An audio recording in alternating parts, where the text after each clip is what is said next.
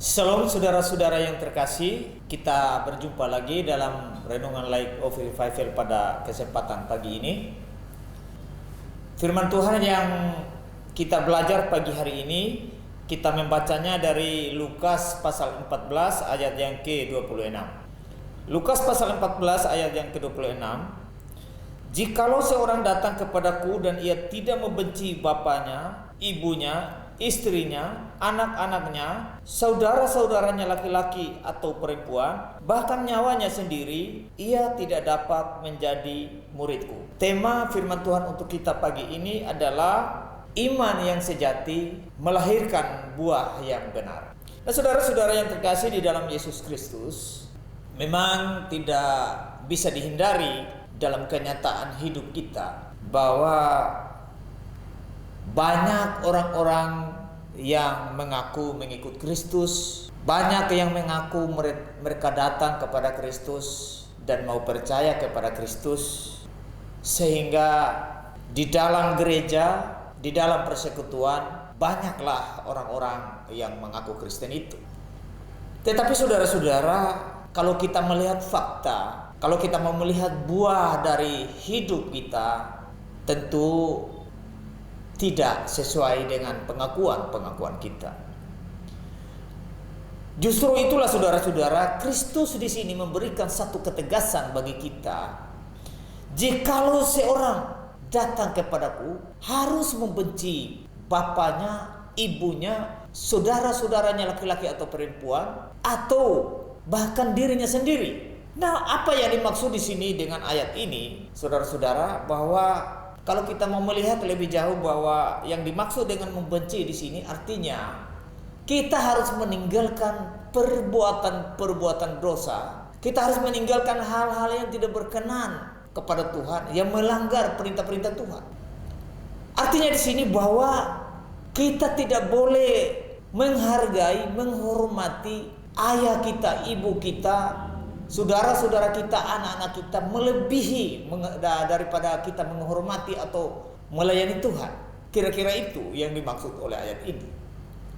Nah, saudara-saudara, banyak kali di dalam kehidupan kekristenan kita, justru kita lebih tunduk pada bos kita, pada orang tua kita, pada ayah ibu kita, pada teman-teman kita, daripada kepada Tuhan. Banyak orang yang datang mengaku bahwa mereka mau percaya kepada Tuhan, tetapi dalam kenyataan, dalam buah dari hidup mereka tidak sesuai dengan pengakuan dan ucapan mereka. Itulah Tuhan memberikan ketegasan di sini bahwa kita tidak boleh hanya pengakuan saja, tapi harus ada buah dari pengakuan kita atau dari iman kita. Jadi saudara-saudara, banyak kali kita lebih menghargai, menghormati teman-teman kita, sehingga kalau kita diajak untuk minum mabuk, kita diajak untuk berjudi, kita diajak untuk berzina, justru kita lebih mengikuti mereka daripada kita membuktikan bahwa kita adalah orang-orang Kristen yang sungguh-sungguh percaya atau beriman kepada Tuhan. Dari buah-buah itulah Kristus memberikan penegasan kepada kita. Bukankah kita ada sementara menyambut kelahiran Kristus itu dengan pesta pora, minum mabuk, dan segala sesuatu yang negatif? Kita lebih pentingkan hal-hal yang duniawi daripada hal-hal yang rohani atau yang surgawi. Untuk itulah dari firman Tuhan ini memperingatkan kepada kita, memberikan peringatan, mengingatkan kita bahwa kita harus membenci segala sesuatu itu. Kita harus meninggalkan. Tidak boleh kita melakukan atau melayani hal-hal yang bersifat duniawi ini melebihi Tuhan. Saudara-saudara, iman yang sejati pasti melahirkan buah-buah yang benar di dalam kehidupan kekristenan. Jika dari hidup kita tidak pernah ada, tidak pernah terlihat Kristus di dalam hidup kita, berarti pengakuan kita hanyalah pengakuan yang palsu, hanyalah pengakuan yang menipu.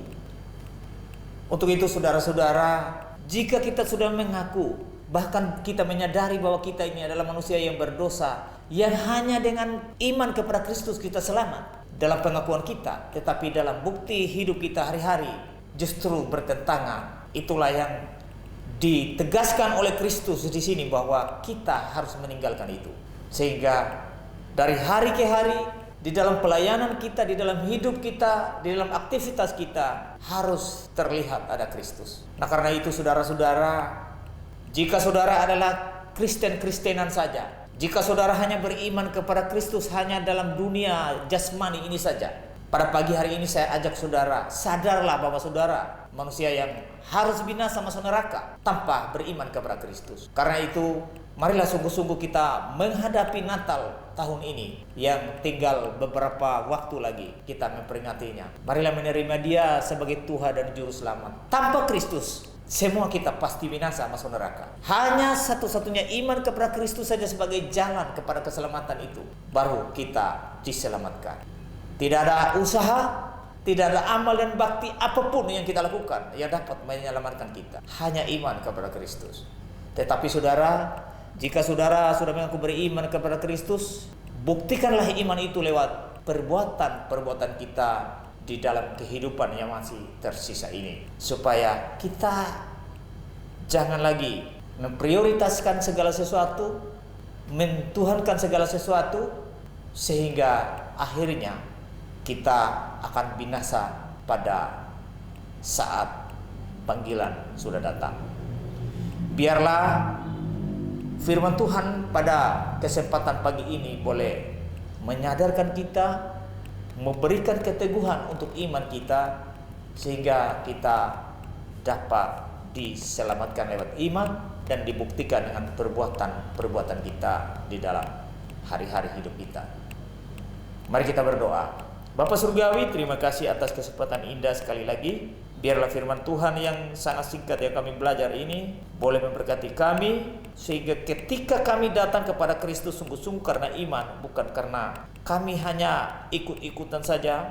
Dan kami mohon kepadamu supaya diberikan Roh Kudus untuk dimeteraikan kepada kami iman yang sungguh-sungguh, sehingga dari hari ke hari ada perubahan dari hidup kami ke arah yang positif. Di dalam nama Yesus kami berdoa, amin. Baik, salam saudara, biarlah firman Tuhan boleh meneguhkan iman kita.